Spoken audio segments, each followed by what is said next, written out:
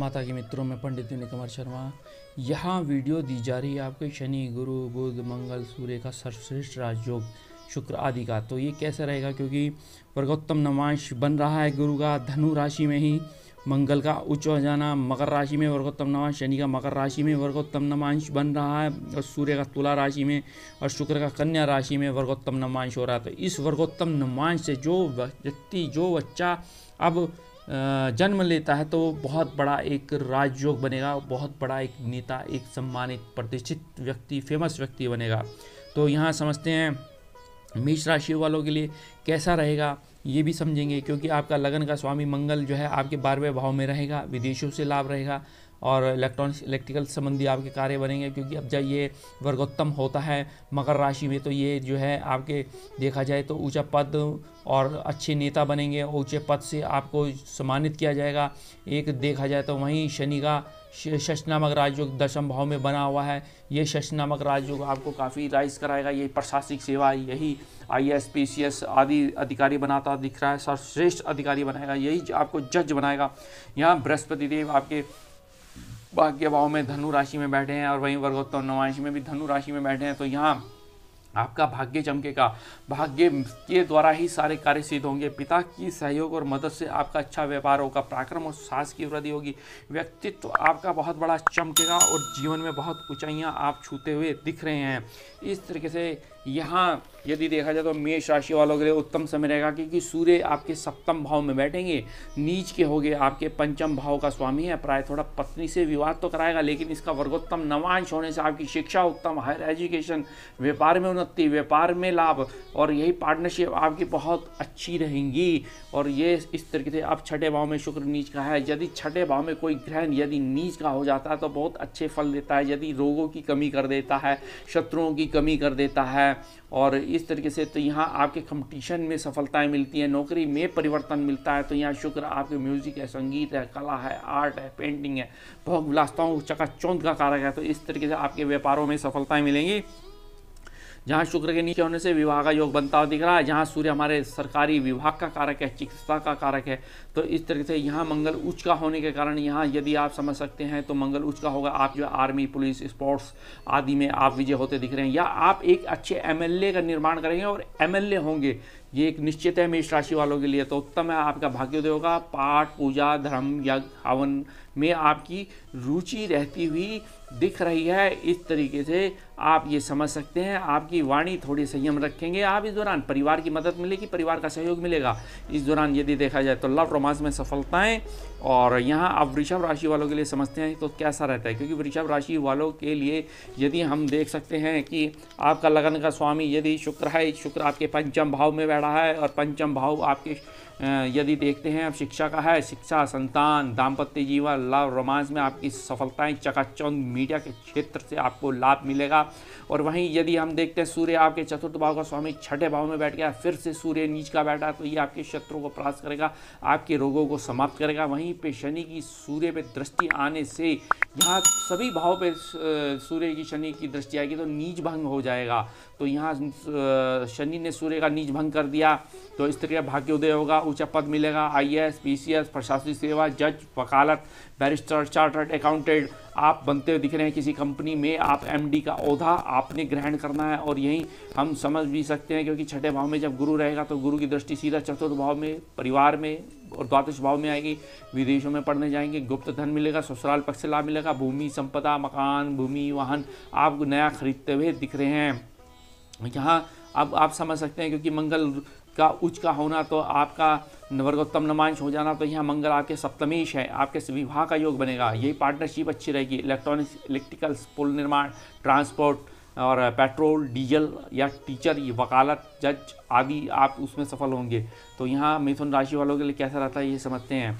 अब मिथुन राशि वालों के यहाँ समझते हैं कि शुक्र नीच का है, शुक्र जो नीच का है तो आपका पंचमेश है और वही वर्गोत्तम नवांश है, यही भूमि, वाहन, संपदा एकत्रित करते दिख रहे हैं। प्राय थोड़ा बच्चों से आपके झगड़े वाद विवाद हो सकते हैं। हाँ, ये है कि सूर्य आपका पंचम भाव में बैठा है, तृतीय भाव का स्वामी है, वर्गोत्तम नवांश होने के कारण आपकी हायर एजुकेशन होनी है। यही शुक्र यदि सूर्य यदि आप समझ सकते हैं अपने में कि सूर्य आपके शुक्र से 12वां हो गया, ये राशि परिवर्तन, ये विपरीत राजयोग, ये इस तरीके से लाभ मिल रहा है। और शनि का अष्टम भाव में बैठना, ये आपको गुप्त धन रहेगा। इटालियन, फ्रेंच, जर्मनी लैंग्वेज को आप सीखेंगे यही सप्तम भाव में गुरु बैठने से। यही देखा जाए तो बैठने से हंस नामक राजयोग बन रहा है, और ये हंस नामक राजयोग आपको काफ़ी कुछ देगा, क्योंकि ऊंचा पद मान, क्योंकि दशम भाव का स्वामी है, दाम्पत्य जीवन में बैठ गया है। नवांश कुंडली में भी वर्गोत्तम नवांश है, तो आपका पराक्रम और साहस की वृद्धि रखेगा और मासिक वेतन में वृद्धि करेगा, लाभ देगा, प्रॉफिट देगा, और विवाह का योग बनेगा। जिन कन्याओं का विवाह नहीं हो रहा था, सुदृढ़ पति और सुंदर पत्नी, सुशील कन्या आपको प्राप्त होगी। यहाँ मंगल का मकर राशि में घूमना, तो ये आपको गुप्त रिसर्च देगा, गुप्त PhD, IAS, PCS प्रशासनिक सेवाओं में ले जाता हुआ ये समय आपका अच्छा रहेगा। कर्क राशि वालों के लिए कैसा रहता है ये समझते हैं, क्योंकि कर्क राशि वालों के यदि तृतीय भाव में शुक्र रहेंगे, और शुक्राचार्य देवता आपके चतुर्थ भाव के स्वामी, लाभ के स्वामी हैं, लाभ तो देंगे, प्राय थोड़ा माता अस्वस्थ हो सकती है, लेकिन वर्गोत्तम नमांश होने के कारण राजयोग हो गया, मकान, भूमि, लाभ, प्रॉफिट, मंथली इनकम सोर्स अच्छा, इच्छाएं पूर्ण होंगी, भाइयों की मदद, बहनों की मदद आपको पूर्ण रूप से मिलेगी, माता का सहयोग मिलेगा। लेकिन यह है चतुर्थ भाव में सूर्य रहने से थोड़ा रक्तचाप की समस्या तो बनाएगा, लेकिन फिर भी आपके द्वितीय भाव का स्वामी सूर्य है, और वर्गोत्तम नमांश होने के कारण आपका धन का इन्वेस्टमेंट, धन का संग्रह, धन का जिसमें चाहे गोल्ड में है आपने, चाहे ज़मीन जायदाद में हैं, ब्रोकर हैं आप, चाहे इस तरीके से आपके गोल्ड में आपको सफलताएं मिलेंगी। अब शनि का षष्ठ नामक राजयोग बनने से IAS, PCS प्रशासनिक सेवाओं में आप जाते हुए दिख रहे हैं, और यही आपके व्यापार अच्छे होंगे। यही पत्नी की सहयोग, पति का सहयोग मिलेगा, चाहे आपने फ्रेंच, इटालियन, जापानीज लैंग्वेज को सीखा, चाहे आपका ट्रांसपोर्ट का काम है, चाहे आपका खनन का काम है, चाहे पेट्रोल का काम है, चाहे पुल निर्माण का काम है, इस तरीके से आप समझ सकते हैं। और ये एक अच्छे जज और एक अच्छे वकालत में आप लाभ होगा, क्योंकि धनु राशि में ही बृहस्पति देव रहेंगे, और वर्गोत्तम नवांश होने से बृहस्पति का आपको जो है एक प्रशासनिक सेवा में ले जाएगा, एक नौकरी में परिवर्तन होगा, शत्रु को दमन करेंगे, शत्रु आपसे हारेंगे और आप उन पर विजय होंगे।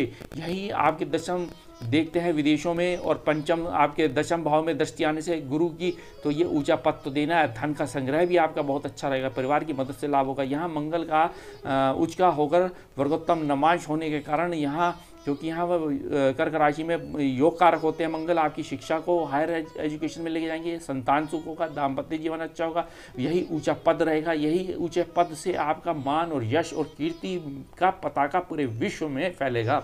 अब सिंह राशि वालों के लिए कैसा रहता है समझते हैं, क्योंकि सिंह राशि वालों का स्वामी सूर्य में ही बैठा है, प्राय थोड़ा चक्राता, वर्गोत्तम नमांश होने से आपका भाग्य, पराक्रम और साहस की वृद्धि करेगा, भाइयों की मदद मिलेगी। और वहीं शुक्र यदि देखते हैं आपका नीच का है, यदि आपके पराक्रम की कमी तो करता है, लेकिन फिर भी यह आपके वर्गोत्तम नमांश होने के कारण ये आपको ऊंचा पद, मान, यश और कीर्ति में वृद्धि, नौकरी में परिवर्तन और राइज कराएंगे, उच्च पद को प्राप्ति का योग बनेगा। वहीं यदि हम देखते हैं पंचमेश धनु है, गुरु बैठे हैं, और वहीं वर्गोत्तम नमांश होने से गुरु का आपका भाग्य उदय करेंगे, भाग्य को चमकाएंगे, लाभ देंगे, प्रॉफिट देंगे, लॉटरी, सट्टा, जुआ, शेयर सभी में लाभ मिलना है। आपके विचार चलेंगे किस प्रकार से धन एकत्रित करना है, किस प्रकार से एजुकेशन लेनी है, संतान सुख होगा। जिन स्त्रियों की दाम्पत्य जीवन में बाधा थी या संतान में बाधा थी, अब वह समय अच्छा आ चुका है और आप यहाँ हायर एजुकेशन करेंगे, PhD पूर्ण होती हुई दिख रही है। चाहे आप अध्यात्म की रुचि रहेगी, चाहे आपके विदेशों में आवागमन रहेगा, इंपोर्ट एक्सपोर्ट आपके होते दिख रहे हैं, सरकारी क्षेत्रों से लाभ मिल रहा है, शत्रु परास्त होंगे, पुराने कोर्ट केसेस में आप विजय होते दिख रहे हैं। अब यहाँ कन्या राशि वालों के शुक्र यदि नीच का होकर राशि में गोचर करते हैं तो यहाँ धन भाव को मजबूत करेंगे, क्योंकि धन भाव का स्वामी ही शुक्र है, और शुक्र का वर्गोत्तम होने से आपका भाग्य उदय होगा, भाग्य चमकेगा, प्राय थोड़ा वाणी कठोर प्रयोग करेंगे, धन का इन्वेस्टमेंट अच्छा रहेगा, धन का संग्रह बहुत अच्छा रहेगा, परिवार और सहयोग मदद मिलेगी। वहीं धनु राशि चतुर्थ भाव में बैठने से गुरु यहाँ हंस नामक राजयोग देने से आपको मकान, भूमि, वाहन, संपदा, क्योंकि वर्गोत्तम नमांश हो गया, IAS, PCS प्रशासनिक सेवाओं से आपको लाभ मिलता हुआ दिख रहा है।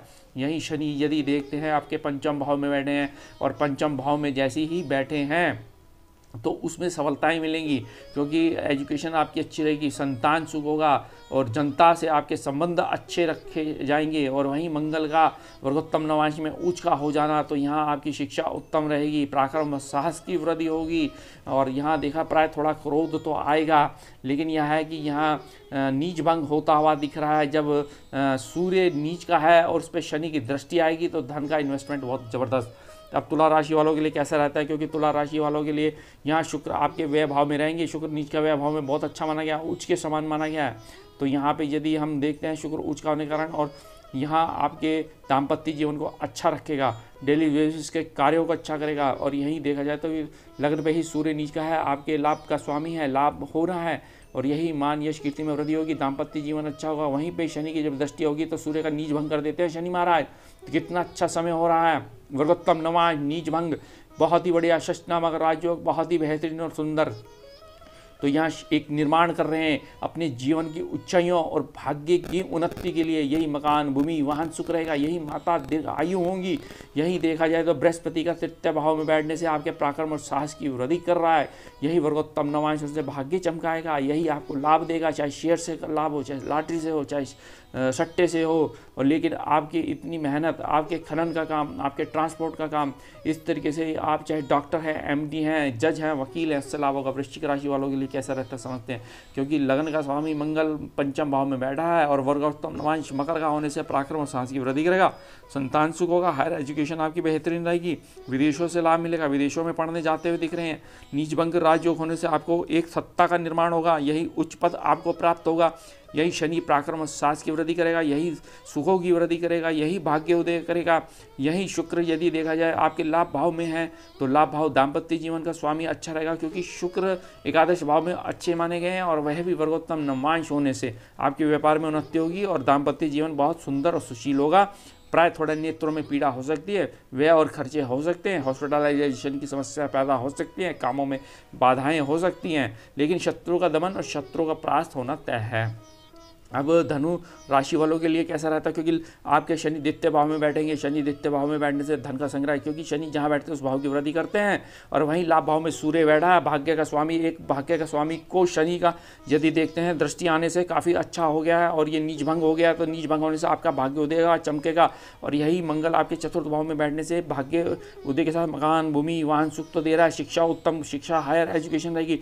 यहीं शुक्र का यह वर्गोत्तम नवांश से मंगल का उच्च का होना, शुक्र का नीच का होना, फिर वर्गोत्तम नवांश होना, तो लाभ, प्रॉफिट और ऊंचा पद, मान और यश कीर्ति में वृद्धि होती हुई दिख रही है। यह लग्न में गुरु का गोचर करने से हंस नामक राजयोग, वर्गोत्तम नवांश से आपकी शिक्षा अच्छी, संतान सुख और धन प्राप्ति का ये योग बनेगा। और मकर राशि में शनि का रहना शश नामक राजयोग बना, IAS PCS प्रशासनिक सेवाओं में लाभ मिलेगा। यही दशम भाव में सूर्य का बैठने से आपको काफ़ी अच्छा रहेगा कि सूर्य आपका नीच का है, लेकिन प्राय वो अष्टमेश है, गुप्त धन तो देगा, गुप्त रिसर्च भी कराएगा। यही शनि ने नीच भंग कर दिया सूर्य का, यही आपके पराक्रम में साहस की वृद्धि करेगा, यही भाग्योदय करेगा, क्योंकि शुक्र आपके दशम भाव का है स्वामी और वह यदि देखा जाए नीच का हो गया। लेकिन यहाँ है कि वर्गोत्तम नवांश होने से आपको सफलताएं मिलेंगी, शिक्षा उत्तम, संतान सुख, दाम्पत्य जीवन अच्छा, पूर्ण रूप से पराक्रम और भाइयों की मदद से काफ़ी राइज करते हुए दिख रहे हैं और इसमें आपको सफलताएं प्राप्त होती दिख रही हैं। कुंभ राशि वालों के लिए कैसा रहता है, क्योंकि कुंभ राशि वालों के लिए बहुत अच्छा रहेगा। ये लग्न का स्वामी द्वादश भाव में बैठेगा, आपका जो है विदेशों से लाभ देगा, एजुकेशन लेने जाएंगे। यही मंगल का वाणी स्थान पर बैठने तो थोड़ी वाणी कठोर होगी, लेकिन मंगल का वर्गोत्तम होने से